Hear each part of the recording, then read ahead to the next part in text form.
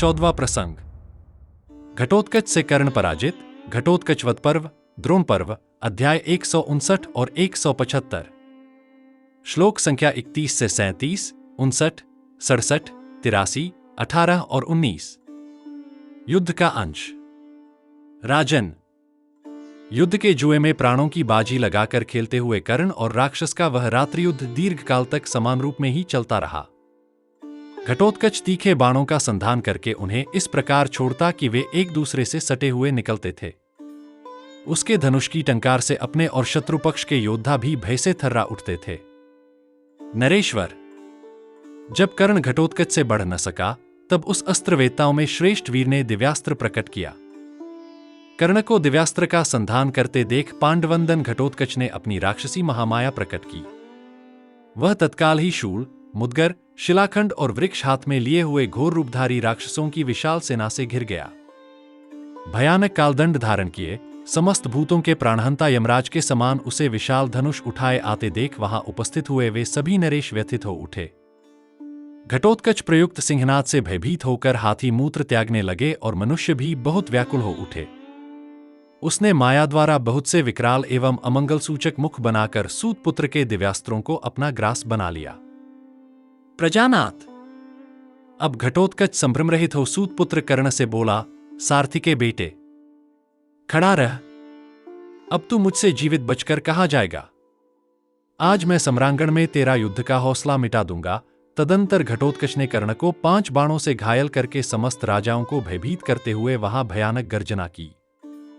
संजय कहते हैं, राजन, जब अस्त्रवेत्ताओं में श्रेष्ठ कर्ण घटोत्कच से अपनी विशेषता न दिखा सका, तब उसने एक भयंकर अस्त्र प्रकट किया। उस अस्त्र के द्वारा उसने घटोत्कच के रथ को घोड़े और सारथी सहित नष्ट कर दिया। रथहीन होने पर घटोत्कच शीघ्र ही वहां से अदृश्य हो गया। तो आपने देखा, कर्ण को अपने दिव्य अस्त्र प्रयोग करना पड़ा घटोत्कच के साथ युद्ध में। घटोत्कच ने कर्ण को एक तरह से पराजित ही कर दिया। 15वां प्रसंग। घटोत्कच से कर्ण पराजित। घटोत्कच वध पर्व, द्रोण पर्व, अध्याय 179। श्लोक संख्या 18 से 19, 46 से 57। युद्ध का अंश। संजय कहते हैं, राजन, जब अस्त्रवेत्ताओं में श्रेष्ठ कर्ण घटोत्कच से अपनी विशेषता न दिखा सका, तब उसने एक भयंकर अस्त्र प्रकट किया। उस अस्त्र के द्वारा उसने घटोत्कच के रथ को घोड़े और सारथी सहित नष्ट कर दिया।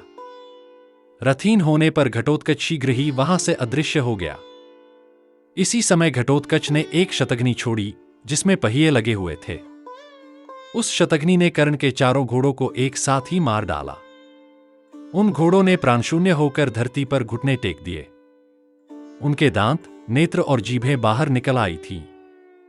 तब कर्ण उस अश्वहीन रथ से उतरकर मन को एकाग्र करके कुछ सोचने लगा। उस समय सारे कौरव सैनिक भाग रहे थे। उसके दिव्यास्त्र भी घटोत्कच की माया से नष्ट होते जा रहे थे, तो भी वह समयोचित कर्तव्य का चिंतन करता हुआ मोह में नहीं पड़ा।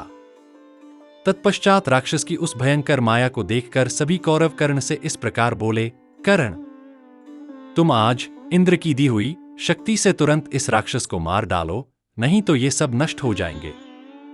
राजन, निशीतकाल में राक्षस के प्रहार से घायल होते हुए कर्ण ने अपनी सेना को भयभीत देख कौरवों का महान आर्तनाद सुनकर घटोत्कच पर शक्ति छोड़ने का निश्चय कर लिया। क्रोध में भरे हुए सिंह के समान अत्यंत अमर्षशील कर्ण रणभूमि में घटोत्कच द्वारा अपने अस्त्रों का प्रतिघात न सह सका। उसने उस राक्षस का वध करने की इच्छा से श्रेष्ठ एवं असह्य वैजयंती नामक शक्ति को हाथ में लिया। वह प्रज्वलित शक्ति राक्षस घटोत्कच की उस माया को भस्म करके उसके वक्षस्थल को गहराई तक चीरकर रात्रि के समय प्रकाशित होती हुई ऊपर को चली गई और नक्षत्रों में जाकर विलीन हो गई। तो आपने देखा, कर्ण के अपने और कौरवों के प्राण रक्षा हेतु इंद्र की दिव्य शक्ति का प्रयोग कर घटोत्कच को मारना पड़ा। घटोत्कच भी कर्ण पर भारी पड़ा।